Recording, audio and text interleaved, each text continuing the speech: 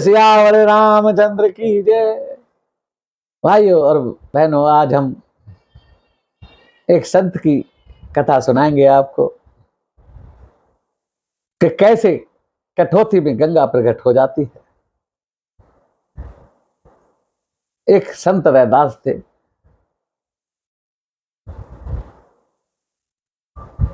और वो पिछले जन्म के बहुत उन्होंने तपस्या की और एक उच्च गुरु के शिष्य रहे थे।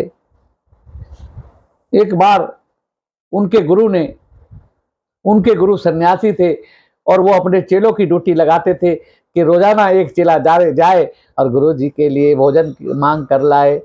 तब गुरु जी भोजन करते थे।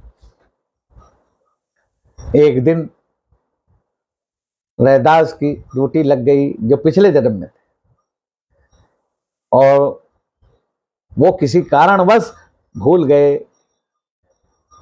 टाइम ज्यादा हो गया, दिन के 2 बज गए, सबके घरों में रसोई समाप्त हो गई। अब उन्होंने सोचा भाई गुरु जी तो भूखे हैं। वो गलती से हरिजन की बस्ती में चले गए और वहां से जो भी भोजन मिला वो ले आए, लाकर गुरु जी को दे दिया। गुरु जी ने पा लिया। अब गुरु जी का मन बड़ा बेचैन, क्योंकि वो तामसिक भोजन था। तामसिक भोजन खाने से हमारी मनोवृत्तियां भी तामसिक हो जाती है, हमारा मन चंचल हो जाता है, मन विचलित होता है। इसलिए हमें शुद्ध सात्विक भोजन खाना चाहिए। जब गुरु जी का मन बहुत परेशान होने लगा तब उसको बुलाया गया कि चेला इधर आ, आज कहाँ से भोजन लेकर आया है, सच सच बता। तब चेले ने कहा गुरु जी माफ करना, मैं आज आपकी ड्यूटी भूल गया और मैं जब कहीं भोजन ना मिला तो मैं हरिजन बस्ती में चला गया। तब गुरुजी ने उसको श्राप दे दिया कि जा तेरा अगला जन्म किसी हरिजन परिवार में होगा। तब उनका अगला जन्म रैदास के रूप में हुआ। रैदास के पिता की एक जूते गांठने की दुकान थी और रैदास चौराहे पर अपनी दुकान में बैठकर जूता गांठते और भगवान का सुमरन करते रहते थे। वो बहुत प्रभु से उनका डायरेक्ट कांटेक्ट था। प्रभु के सच्चे भगत थे, क्योंकि पिछले जन्मों के जो संस्कार होते हैं वो हमें अगले जन्म में भी मिलते हैं, वो हमारा पीछा नहीं छोड़ते।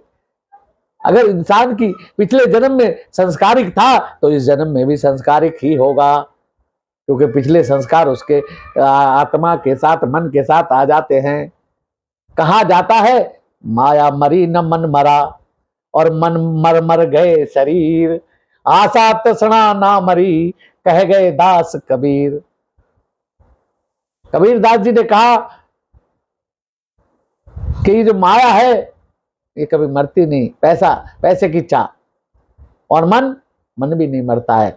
मन में जैसी इच्छाएं और वासनाएं और संस्कार होते हैं वो अगले शरीर में जाने पर उसके साथ उसके मन में चले जाते हैं। और मर गए शरीर, जैसे कितने शरीर मर जाते हैं फिर भी ये मन के अंदर हमारे संस्कार चलते रहते हैं। तब इसीलिए रैदास जी एक जूता गांठने वाले के घर में जन्म लेकर भी संत ही बने रहे। उनके संस्कार संतों वाले थे, साधु वाले थे, भक्तों वाले थे। तो वो उसी प्रकार अपनी साधना भी करते और अपना कार्य भी करते। अपना काम वो साधना समझकर ही करते थे। इंसान जो भी कार्य करे ईमानदारी से करे तो वो कार्य ही उसके लिए उसकी पूजा है। तब एक बार गांव से कुछ पंडित लोगों की टुकड़ी जा रही थी गंगा स्नान, कार्तिक का गंगा स्नान था। तो वो टोली जो गंगा स्नान जा रही थी रैदास की दुकान के आगे से निकली। तो रैदास ने पंडित जी को आवाज दी कि पंडित जी आप गंगा नहाने जा रहे हैं, लगता है कार्तिक का स्नान है, गंगा माता को मेरा एक ये सिक्का दे देना। पंडित जी गंगा चले गए।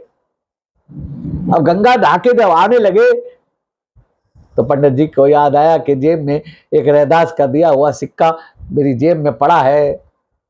और पंडित जी ने वो सिक्का निकाला और जैसे ही गंगा में अर्पण करने के लिए हाथ किया तो गंगा माता से शरीर प्रकट हो गई और अपने हाथ में सिक्का लिया। अब पंडित देखकर बड़ा आश्चर्यचकित हुआ और गंगा माता ने कहा, अपने हाथ का एक कंगन निकाल के गंगा माता ने पंडित को दिया कि ये मेरे पुत्र रैदास को दे देना। सोने का कंगन था। अब पंडित, क्योंकि इतने लोगों के सामने माता ने दिया, 2-4 लोग गवाह थे, तो पंडित बेईमानी नहीं कर सका, लाकर रैदास को दे दिया। लेकिन पंडित के मन में एक खटका हुआ, जेलसी, ईर्ष्या, कि इसके पास इतना कीमती कंगन, ये तो कोई सेठ के पास, राजाओं के पास होना चाहिए।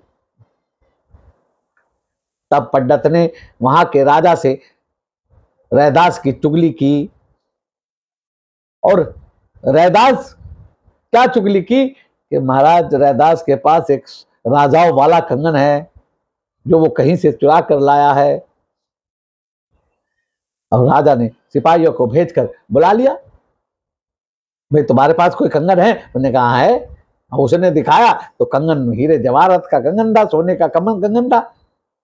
तो राजा ने कहा, जब कंगन ले गए सिपाही, तो राजा ने कंगन देख के उनको बुलाया कि आओ इधर पेश हो। पेश हो गए। बोले ये कंगन कहाँ से आया? ये मेरी माँ गंगा ने मेरे लिए भेजा था, पंडित जी ने ही ला कर दिया, मैं तो गंगा गया नहीं, गंगा माता ने दिया है। देखा, इसका दूसरा कंगन कहाँ है ये बताओ, तुम झूठ बोलते हो, ये तुमने कहीं से चोरी किया है। बोले नहीं महाराज। देखा, हमें दूसरा कंगन दिखाओ, नहीं तो आपको सजा देंगे। तब रैदास ने कहा कि आपको मेरी दुकान पर आना होगा।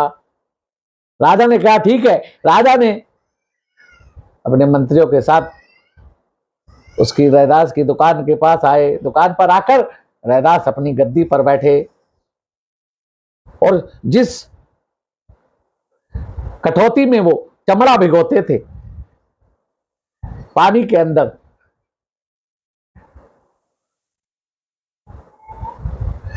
वो जूते सीने का, गांठने का काम करते थे। तो रैदास अपनी गद्दी पर बैठे और वो कठौती को आगे रखा और रैदास ने कहा, हे गंगे माता, ये कंगन आपने मुझे भेजा था, अब मुझे दूसरा कंगन भी दो। तो उस कठौती के जल में से गंगा माता दोबारा प्रकट हो गई और दूसरा कंगन निकाल कर सबके सामने रैदास को दिया। राजा भी रैदास के पैरों में पड़ गए, पूरा गांव उनके पैरों में पड़ गया। ये तो बहुत पहुंचे हुए कोई संत है, उससे पहले लोग उन्हें नहीं जानते थे। तब रैदास ने कहा, पंडित जी ने कहा, आखिर ये क्या रहस्य है? रैदास ने कहा, मन चंगा तो कठौती में गंगा, मन चंगा तो कठौती में गंगा। जिसका मन चंगा है, जिसका मन भगवान से लगा है, उसके लिए गंगा माता कठौती में से भी प्रकट हो सकती हैं। बोलो संत रैदास की जय। रैदास मतलब रविदास, बाद में उन्हें लोग रविदास कहने लगे। बोले संत महाराज की जय, बोलो राजा रामचंद्र महाराज की जय, सब संतन की जय, सबका कल्याण हो। आपको वीडियो पसंद आए, लाइक शेयर करना, सब्सक्राइब के बटन को दबाना, बेल आइकन को दबाना। सब संतों की कृपा सब पर बनी रहे। जय हो बहू।